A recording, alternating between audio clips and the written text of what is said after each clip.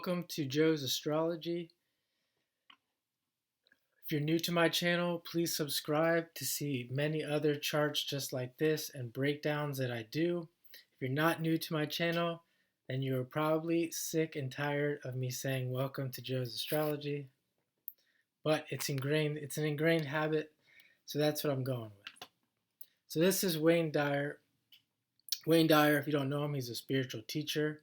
I grew up on my spiritual journey uh, reading some of Wayne Dyer's material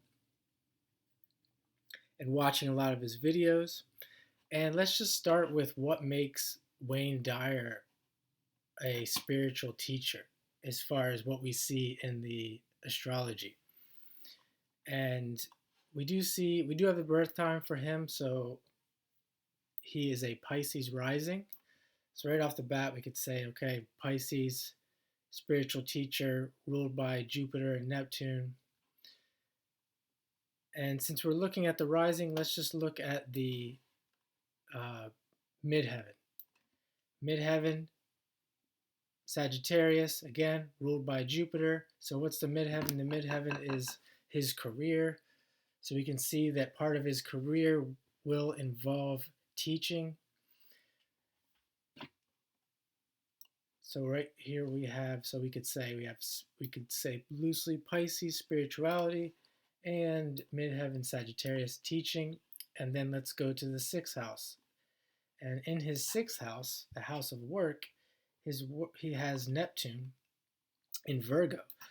So what's Neptune in Virgo in the sixth house? His work involves the ruler of Pisces. So his work involves being a spiritual teacher or spiritual teaching. And he wasn't just a spiritual teacher. He wrote about healing. He was very much involved in healing, and we can see that with with Neptune being in Virgo. He wasn't a Catholic person or a Christian, but he was very much into studying religions and religions like Catholicism, and he was very much into the saints, which I would correlate loosely to Virgo here.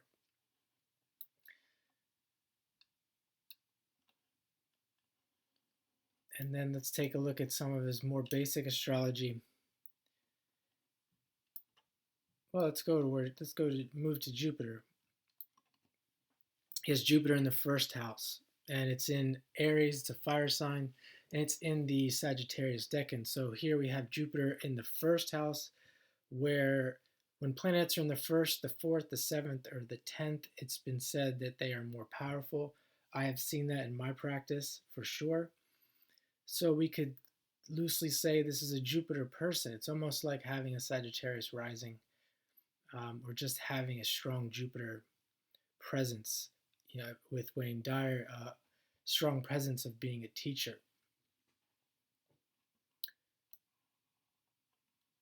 He also has Moon and Mars here in Gemini, which is the opposition of Sagittarius. So if you can see what I'm doing here, I'm just starting with the premise that he's a spiritual teacher and starting with the strong points that I'm seeing. I didn't prepare for this analysis, so I'm just starting with the strong points I'm seeing, and I'm moving to the maybe you could say the weaker points that correlate to him being a spiritual teacher. So we have Mars and Moon in Gemini. You could correlate Gemini with being a teacher, and just a teacher of life in general, more specifically. So you can see that his mind he's very driven in his thinking and his personality to teach and to bring information to people. Information being Gemini, and it's in a balsamic phase, which is can be considered a very spiritual phase, where he would have a lot of work to do in bringing this information to many people in this life.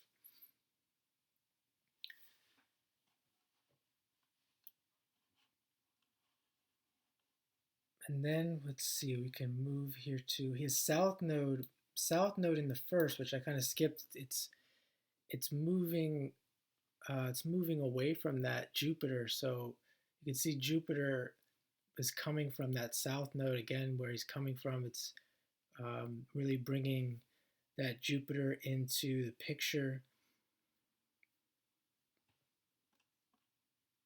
We can also look at Pluto being in the fifth house. So he's got a fifth house soul. Pluto being in the fifth house, meaning his soul is very Leo like. So that kind of correlates with that south node there with Jupiter, in that he's coming from a place of really being a presenter of spirituality, a presenter, a teacher, someone who's wants to be in the limelight for spiritual teaching. It's also in the first house, that south node, uh, where he's not. I wouldn't say selfish isn't the right word, but very like um, self-involved, meaning he's not afraid to really put himself out there and be a leader in his presentation. And you could see with the North Node in this life, he's moving towards relating.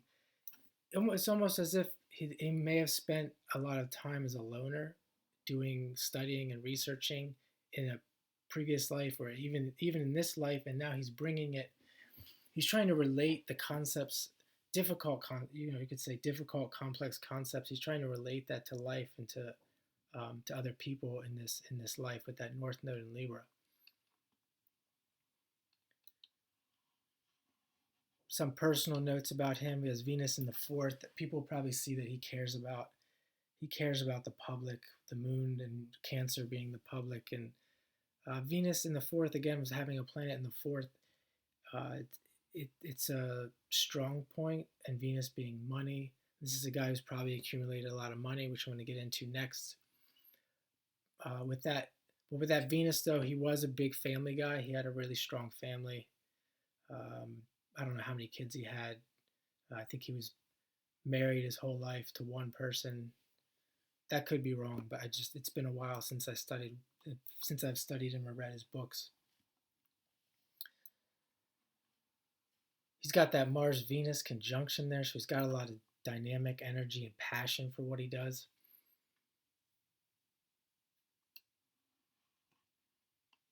A couple more things talking about the finances. He does have Saturn, Mercury, and Sun and Uranus in the second house of finances, money, real estate, and being a sun in Taurus. Even Sun, you could say Sun in Taurus, Gemini moon. This definitely could be a guy who's about making money. You can see it's in the Virgo decan, so it's like making money, getting resources from uh, healing, from healing mechanisms. Again, that theme of that Virgo theme with that Neptune of healing. He was big on healing. I think I'm going to leave it there. There's probably a lot more that can be said as usual, but I'm going to leave it there because I could talk for hours. And I hope you have a great day.